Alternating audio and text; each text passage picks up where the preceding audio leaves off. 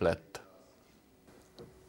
Úspešne prebehlo verejné obstaranie na výstavbu polyfunkčného obytného domu na Novej ulici.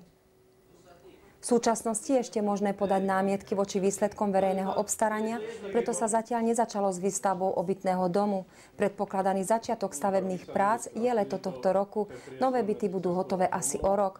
V obytnom komplexe naproti penziónu Bodva bude spolu 50 bytov. Budú bezbariérové, jedno- a dvojizbové. Na prízemí budovy sa plánujú obchodné priestory. Touto výstavbou sa zmení výzor okolia rieky Bodva. Je to priestor, ktorý si zaslúži takúto starostlivosť. Je to cenný priestor mesta a pokiaľ bude spolupracovať ľavá strana a pravá strana Bodvy a na obidvoch stranách vytvoríme pekný priestor, určite to prospeje výzoru mesta. Zaužívaný postup získania nájomných bytov sa nemení. Občania o možnosti nájmu budú informovaní.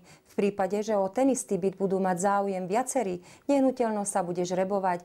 Výstavba obytného komplexu stojí 4 milióny eur. Szepsiben az